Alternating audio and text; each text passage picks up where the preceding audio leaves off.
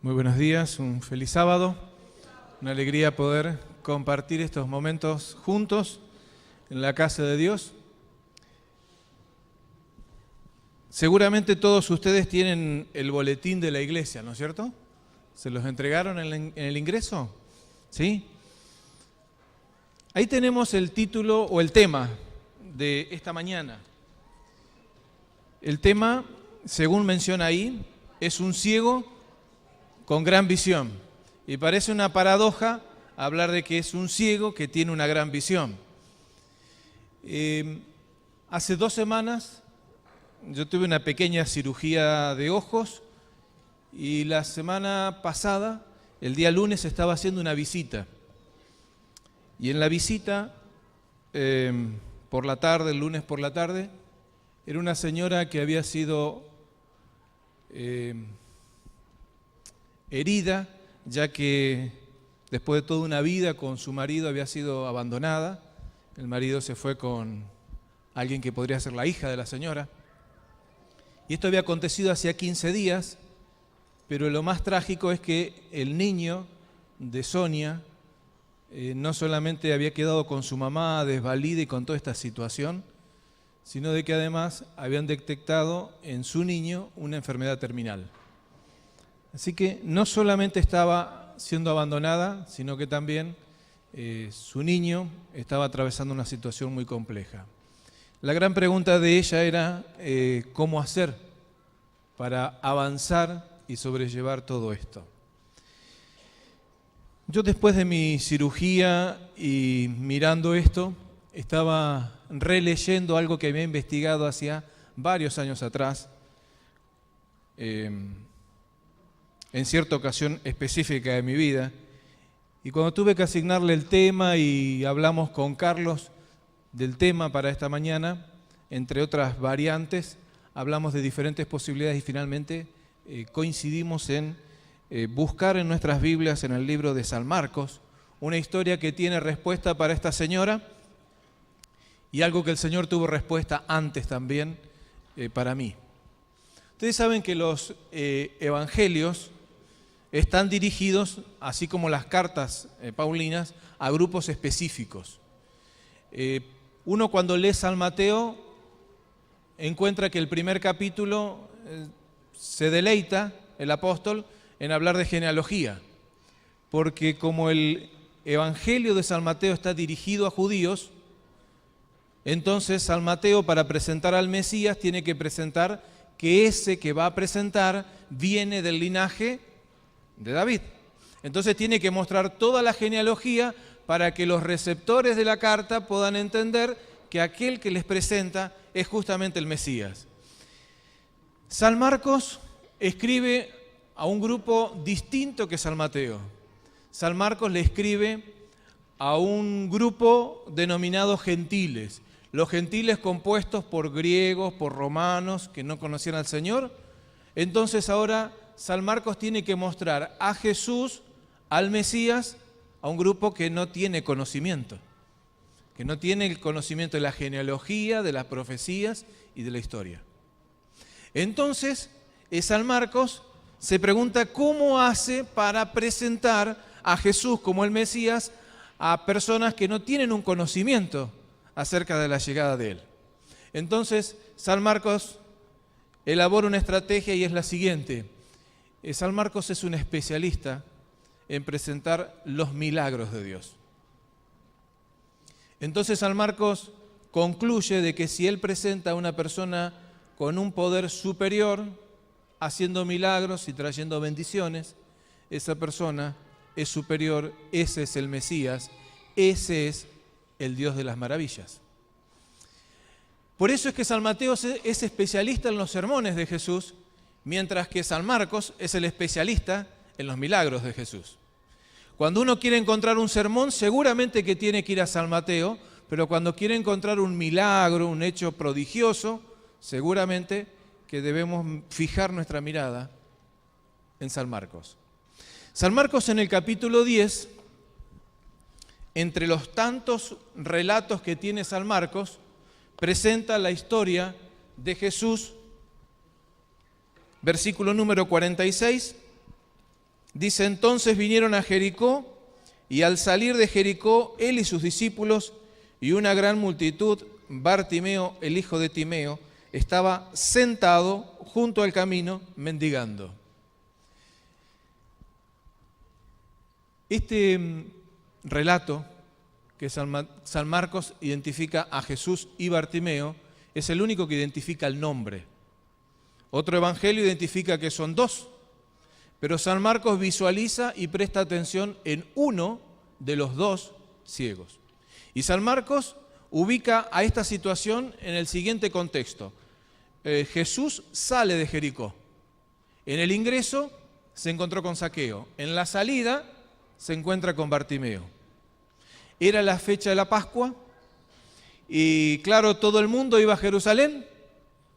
Jericó, cerca de Jerusalén, 20 y poquitos kilómetros, mucha gente. Y San Marcos se detiene al observar a una de las tantas personas que había. Era costumbre en la antigüedad que a la salida de la ciudad los enfermos, las viudas, la gente que mendigaba, estuviera al costado del camino en la gran entrada, para, como se creía, no entorpecer el libre tránsito. Más lejos, en las ciudades de la antigüedad, estaban los que estaban leprosos, y también un sector separado a aquellos que habían pasado el descanso. Sin embargo, San Marcos, cuando sale, ubica a Bartimeo. Bartimeo no era un personaje importante de la antigüedad. Hace como 10 años que vengo leyendo cosas acerca de Bartimeo. Y cada vez que leo algo o que investigo un poco más me sorprende la vida y quién era Bartimeo.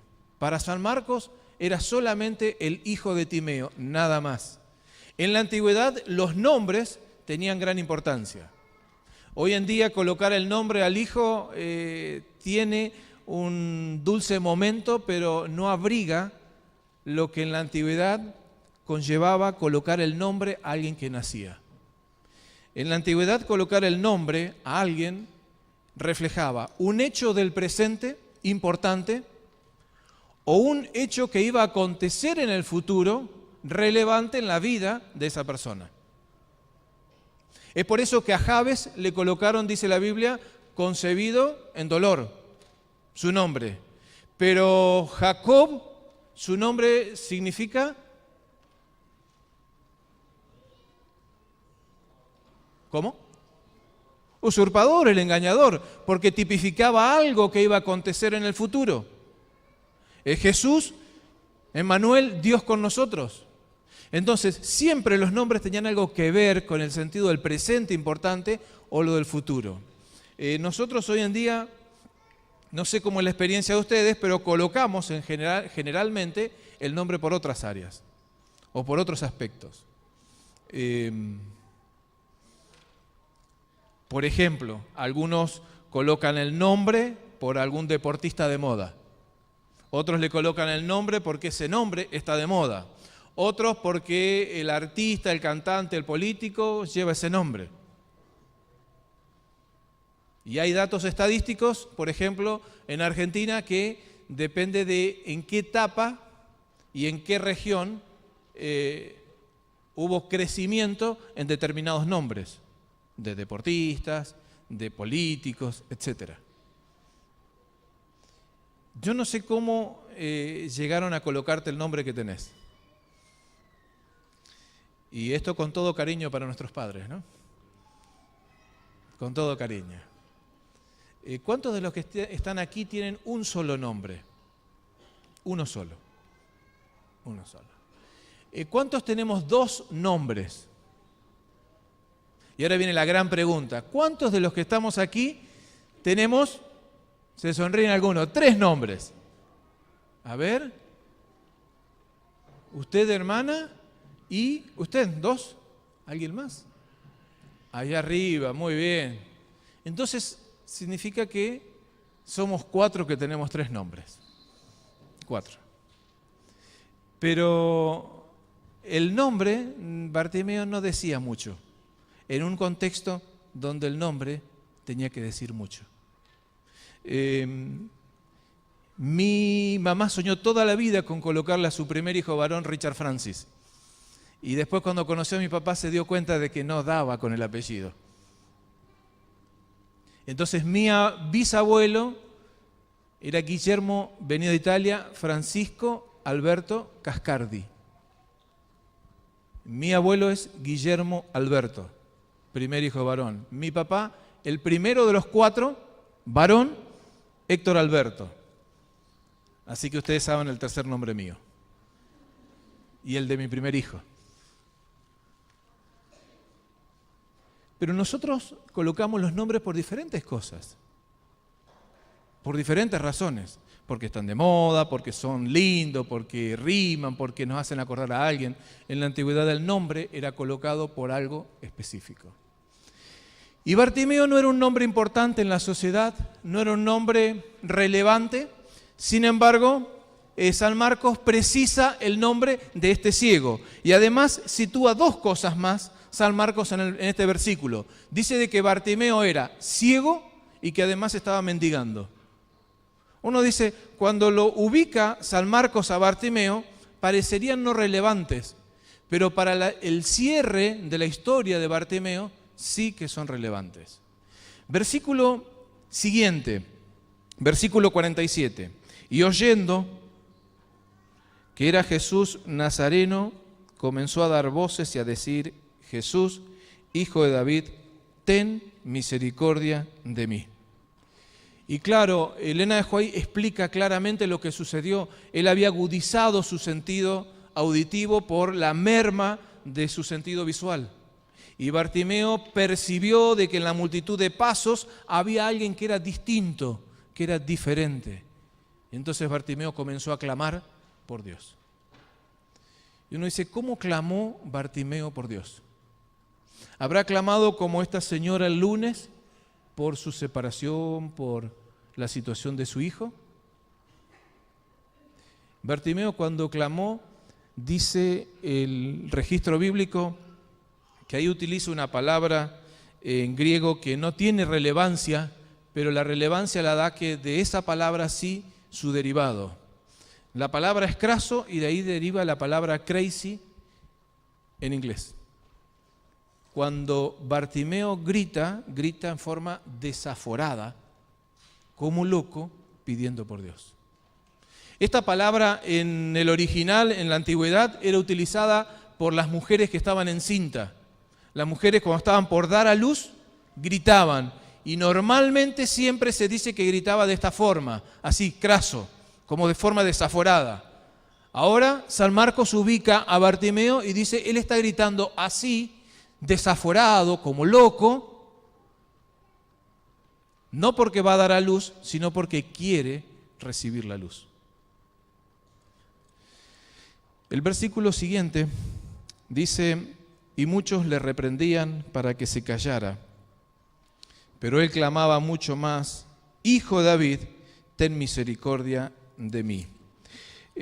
Los que lo reprendían a Bartimeo eran los mismos que en el capítulo 10 de San Marcos, versículo 13, dice que le presentaban los niños para que los tocase y los discípulos reprendían a aquellos que los presentaban.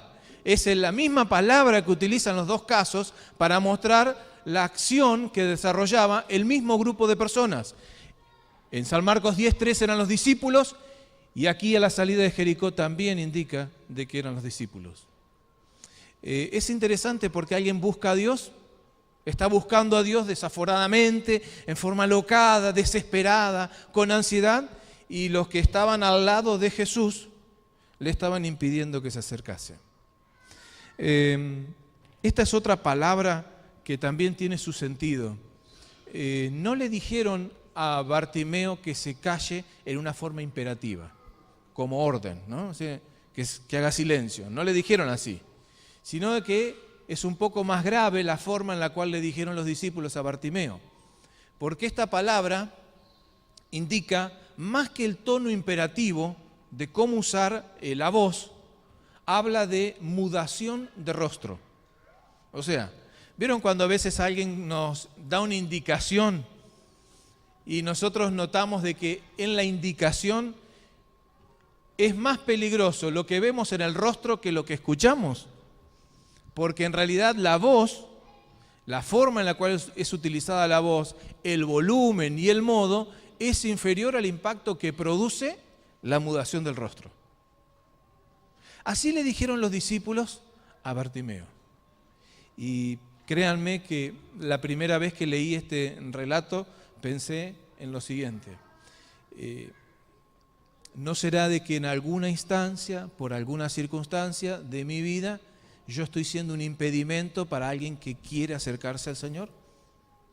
Porque Bartimeo estaba clamando y los discípulos que se creían que estaban haciéndole la agenda al Señor y que tenían que ver en qué cosas dedicar el tiempo al Señor y su esfuerzo, dijeron, no es importante Bartimeo. Pero a mí me encanta poder pensar de que finalmente San Marcos se detiene a relatar toda la historia de una persona que era común, era sencilla, estaba mendigando, era ciega y además no tenía un nombre relevante.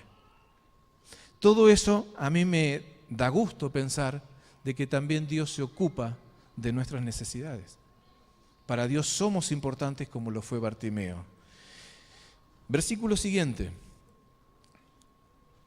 versículo 49. Entonces Jesús, deteniéndose, mandó a llamarle.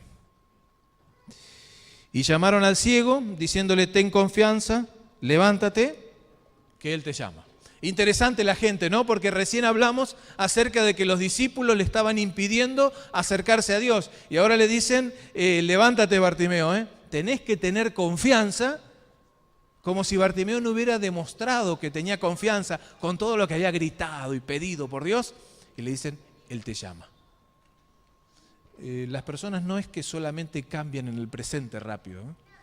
Ya en la antigüedad muestra los cambios tan rápidos. Enfáticos en decirle, no molestes.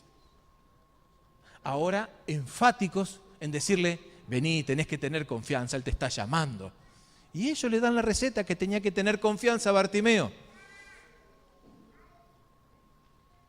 Lo que más me llama la atención de este versículo, y es el que pusimos en el boletín, fue que Jesús hace una obra que es tremenda y que a veces pasa desapercibida. Si nosotros situamos a la ciudad de Jericó, la salida, la Pascua, cantidad de gente movilizándose, porque hasta legalmente tenían que asistir a la ceremonia religiosa. Todos los que tuvieran mayores de 18 años. Y ahí estaban la gente que estaba necesitada. Y en el tumulto de gente, Bartimeo destaca la actitud de Jesús en el versículo 49. Bartimeo dice, y Jesús hizo una cosa. Y lo que hizo Jesús, ¿qué fue? Detenerse. Jesús se detuvo. Parece insignificante, pero en el tumulto de gente donde los discípulos creían de que Jesús no tenía tiempo, donde todos corrían, donde nadie tenía tiempo, Bartimeo clamando por Dios, y San Marcos dice, y Jesús se detuvo. Qué maravilloso es pensar que ese Dios grande que escuchamos el principio cuando entonamos grande Jehová, es ese mismo Dios que tiene la capacidad no solamente de ser grande, no solamente de ser todopoderoso, sino que tiene la sensibilidad para detenerse ante alguien mendigo, necesitado, sentado, que no ve y que además no tenía un nombre importante. Para Dios sí lo era. Hace algunos años atrás se descubrió, y en el año pasado tuvo mayor difusión, el descubrimiento de un planeta que en el tamaño es más grande que la Tierra y sin embargo es el planeta que concentra toda la atención porque se considera de que ese planeta es el más parecido en su conformación a la Tierra.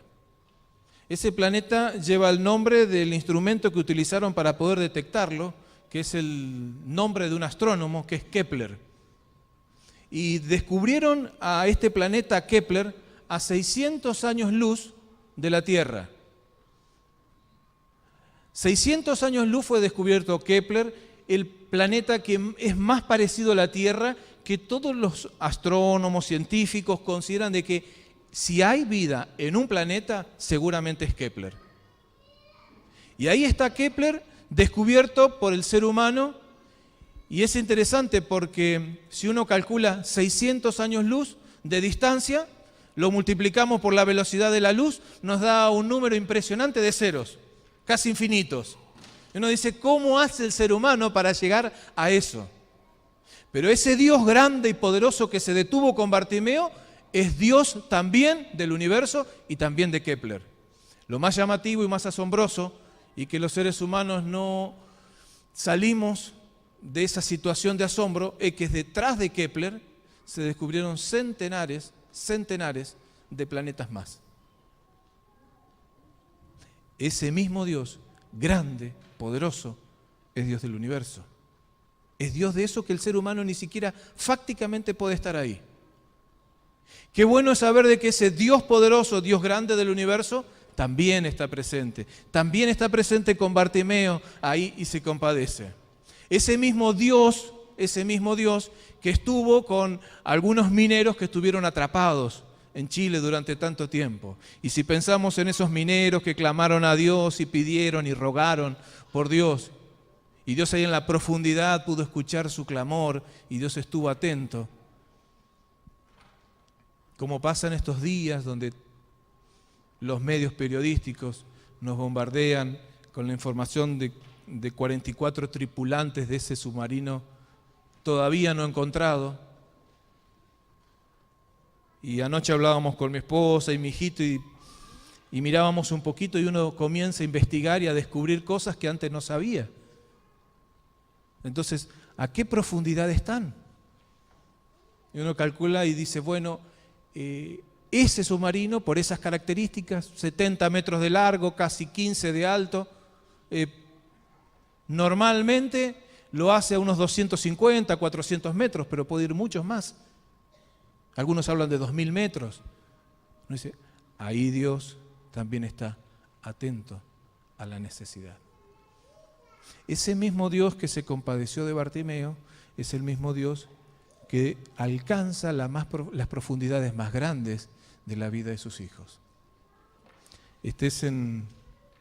Seas minero, estés en el submarino o podamos estar en el submarino de esta vida, Dios nos alcanza. Qué bueno es que tenemos un Dios grande y poderoso que tiene toda la autoridad y el poder para poder solucionar las cosas, pero también tiene la sensibilidad y la disposición de acercarse a atender nuestra necesidad. Qué bueno que en esta mañana, aunque nos olvidemos de muchas cosas, podamos recordar claramente de que Dios se detiene ante nuestra vida para atender nuestras necesidades y que Él compadece, que Él tiene el poder y tiene la sensibilidad para atenderlas. El relato bíblico dice que después que escuchó estas palabras de los discípulos, en el versículo 50 dice que entonces Él, arrojando su capa, se levantó y vino a Jesús. La Biblia Jerusalén dice, en lugar de arrojar la capa y venir a Jesús, la Biblia Jerusalén dice que dio un brinco, o sea, dio un salto y se fue hacia Jesús. Cuando Bartimeo escuchó el llamado de Dios, no entró en debate ni en razonar si era el momento, si era la ocasión, si tenía que hacer algo más. Cuando Bartimeo escuchó el llamado, dice que dio un salto, un brinco y se fue hacia Dios. ¿Será que es lo mismo que nos sucede a nosotros? Lo mismo. Con nuestra mentalidad un poco más helenística, más griega, nosotros somos de racionalizar cada una de las cosas. Y preguntamos, ¿y este será el momento? ¿Y por qué hay que hacerlo ahora? ¿Y será bien, está bueno hacerlo de esta forma o se podría hacer de otra manera? Este es el modo. En el pensamiento hebreo, cuando escuchaban la voz de Dios, hacían. Y Bartimeo parece que tenía más mentalidad hebrea que helenística, porque ni bien escuchó el llamado de Dios, inmediatamente Bartimeo respondió, arrojó la capa y se fue. Y uno puede decir, bueno, pastor, es fácil arrojar la capa e irse. La capa que tenía Bartimeo es distinta a la que usan las damas hoy. La capa de Bartimeo tenía doble función. De día se sentaba sobre la capa, una especie de colchoncito.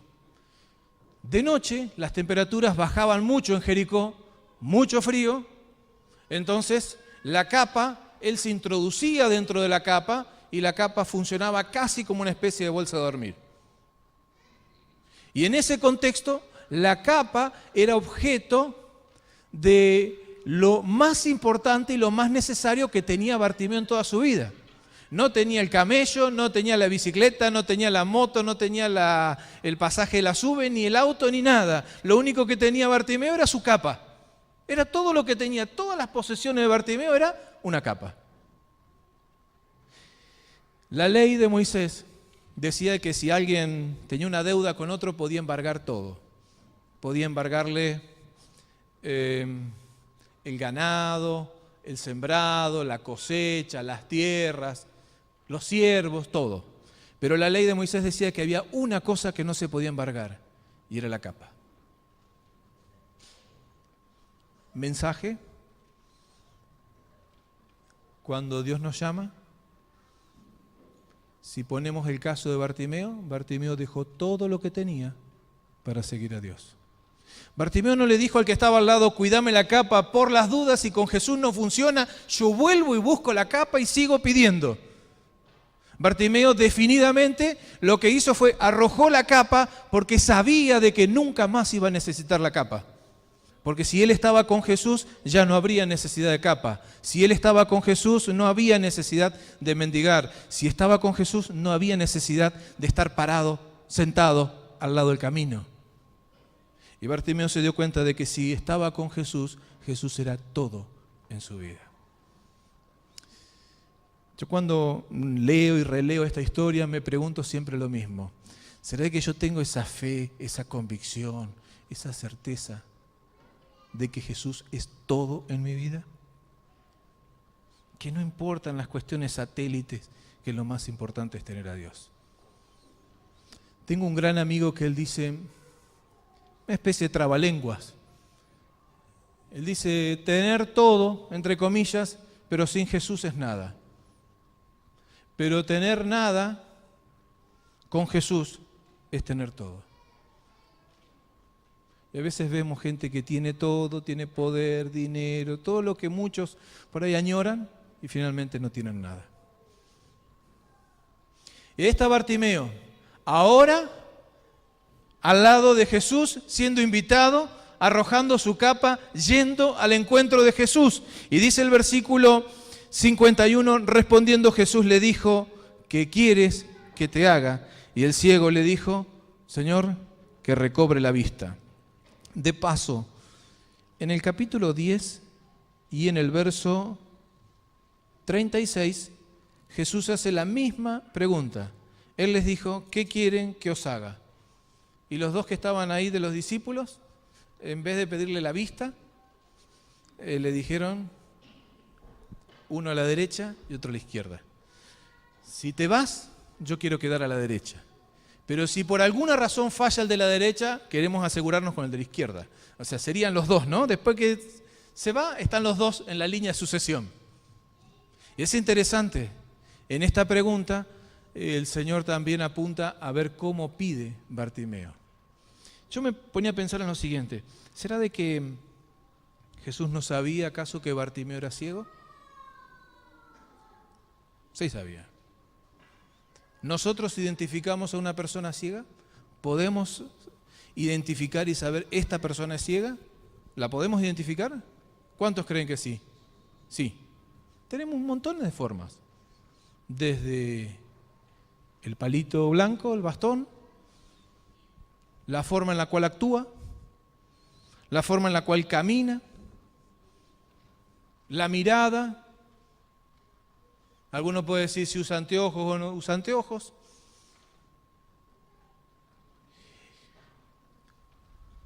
Hace como 3 meses atrás, un poco menos, yo iba por la avenida Cabildo hacia Florida, porque había tenido que hacer unos trámites.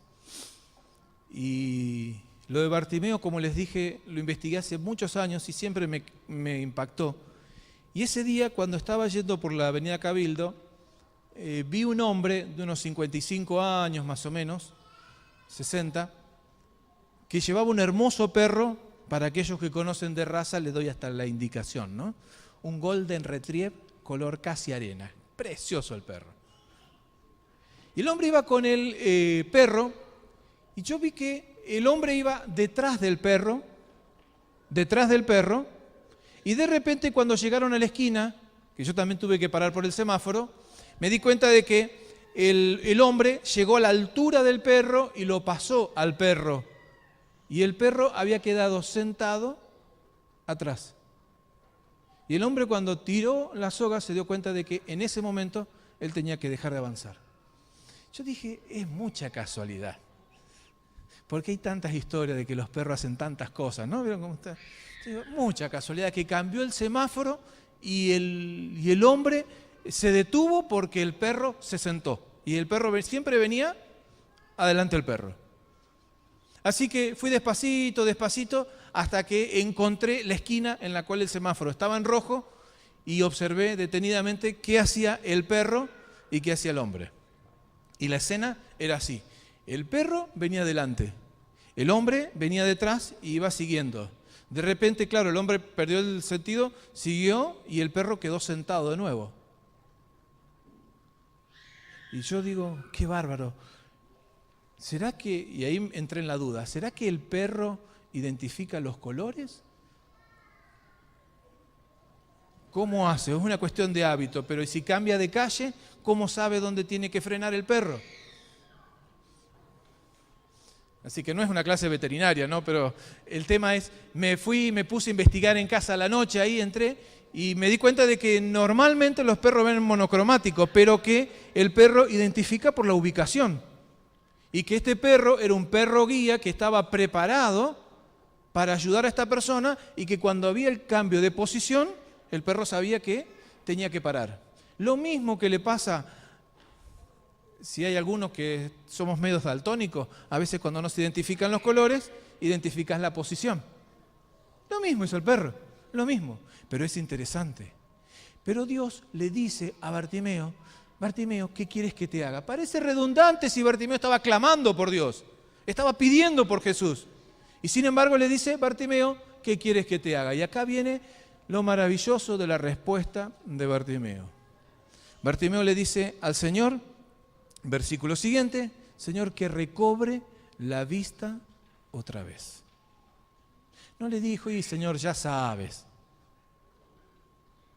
yo vengo al culto de oración y pido. Yo escribo en el papelito en mi pedido de oración. ¿Por qué? Porque en mi pedido, al escribir o al decirlo, es un acto de fe que estoy declarando de que Dios tiene poder para intervenir en esa situación.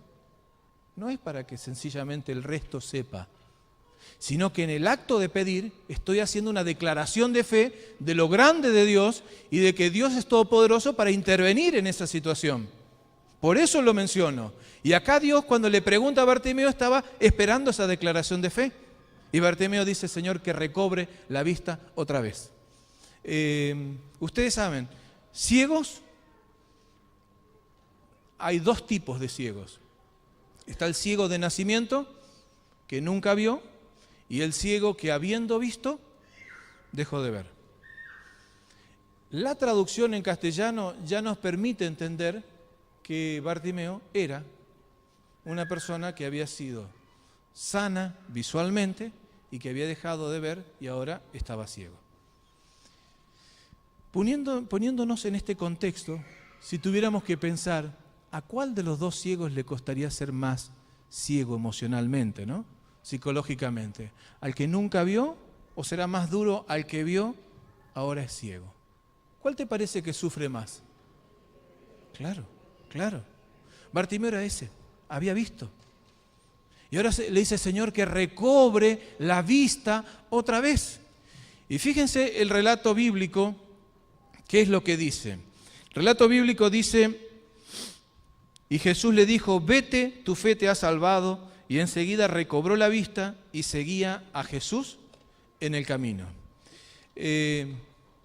no solamente fue salvado, solamente fue sanado, porque otras versiones, en lugar de colocar salvado, usan la palabra sanado como una cuestión integral de la curación que hizo Dios, sino que el cierre del relato dice dónde lo ubica San Marcos a Bartimeo.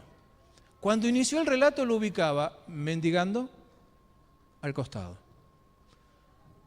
Al terminar su experiencia del encuentro con Jesús, San Marcos ubica a Bartimeo en el camino, siguiendo a Jesús.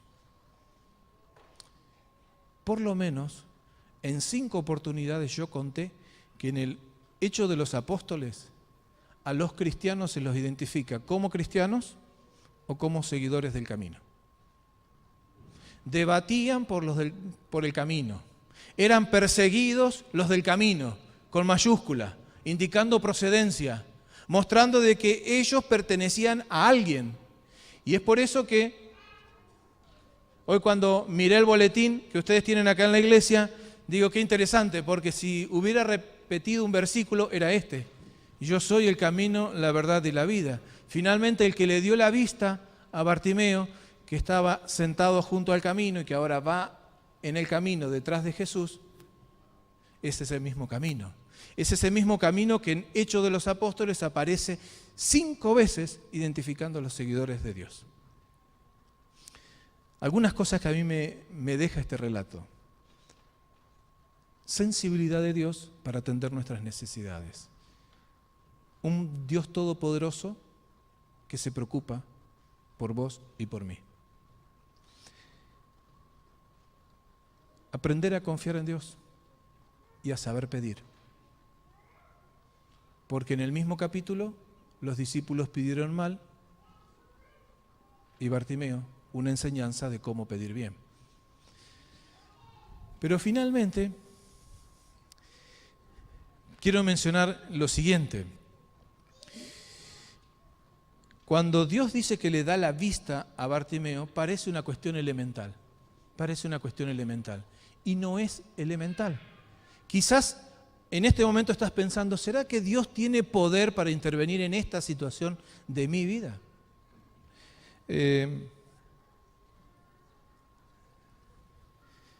Yo no me había acostumbrado a ver con los 2 ojos. Me acostumbré con uno. Cuando fui a sacar el carnet de conducir me di cuenta de que mi vista, todo lo que visualizaba era con un ojo. Así que vieron que les ponen los anteojitos y le tapan un ojo y después el otro. Yo estaba tan ansioso porque manejaba desde los 12 años, pero cuando fui a sacar el carnet dije, ahora va a ser legal, porque siempre eran permisos y autorizaciones de mis padres. Entonces, cuando fueron a hacer el examen médico, vea con el ojo derecho y veía espectacular. Ahora vamos a cubrir el ojo derecho y vea con el ojo izquierdo. Y yo comencé a desesperarme. No podía ver, entonces como no podía ver, yo hacía esto. A ver si podía ver por acá abajo, así, y salía la visión y podía descubrir. Y el médico se dio cuenta de lo que estaba haciendo y me dice, no, dice Edgardo, vos tenés que quedarte derecho y mirar a ver si enfocás. Y me ponía ahí y cuando él no se daba cuenta de nuevo, no, dice, no ves nada. Y efectivamente no veía nada. Pasaron los años y yo veía poco y nada. Y cuando estaba en Mendoza, ya ahí decidí que tenía que operarme. Y fui a una clínica muy famosa que capaz que ustedes conocen, a Saldívar, y él me dijo, mire, si operamos su ojo, usted va a poder ver hasta el 16%. Hasta el 16%.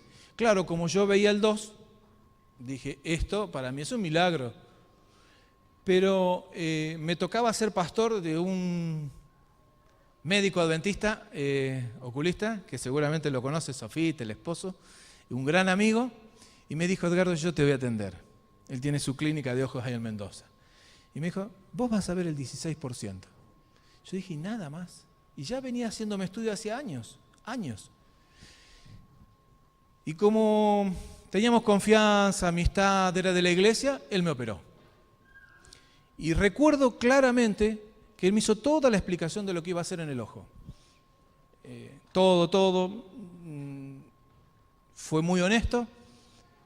Lo que me llamó la atención es que él me dijo, tu ojo está sano, perfecto, pero tiene un solo defecto. No se acostumbró a enfocar. Pero el ojo está 100% bien, pero no enfoca. Así que vamos a comprobar cuando hagamos la operación. Ahí me abrieron, me pusieron una lente, y él vino a los 2 días, y en lugar de tener que ir yo a la clínica de él, él venía con los aparatos y me medía. Y me dice, bueno, ahora estás viendo un 5%. Pasaron los días, veía el 10%. Y después pasaron los siguientes días y yo veía el 15%. Y él venía a casa todas las veces a medir la capacidad del ojo de cómo se iba expandiendo en la visualización. Y ya iba 5, 10, 15, y vino otra vez y ya veía el 19%. Y entonces le digo, ¿cuándo venís de vuelta, no? Entonces él vino a los pocos días y yo ya estaba en el 22%.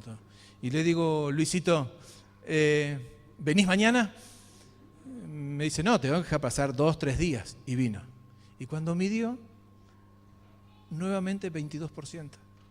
Yo dije, Luis, pero tenés que medir de vuelta. Así que midió de vuelta y dice, no, no hay vuelta, dice, es 22. Así que vino a los 3 días de nuevo, 22 nuevamente. Y vieron cómo somos los seres humanos. Yo le digo, Luis, yo veo que vos te la pasás viajando a Buenos Aires, a diferentes partes del mundo, actualizándote. ¿Qué hay para poder hacerle al ojo para que vea más del 22%? Y él me dijo, hay solamente una cosa, que estés en el reino de los cielos. Es tan difícil, queridos, que sanar un ojo, pero no solamente sanarlo, porque en el caso de Jesús con Bartimeo le sanó el ojo, pero también hizo una obra que los seres humanos es imposible que puedan hacer.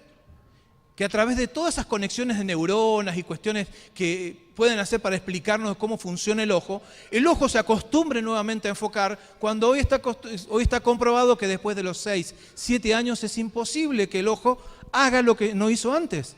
Entonces Luis me dice, solamente el reino de los cielos. Hace algunos 2 años estuve con él de nuevo en Mendoza y le digo, no apareció nada nuevo, ¿no? Y dice, sigue siendo el mismo remedio para el mismo problema. Y el mismo remedio sigue siendo Jesús. Los seres humanos hay cosas que no podemos hacer. Solamente la puede hacer Dios. Dios le dio nuevamente un ojo sano a Bartimeo.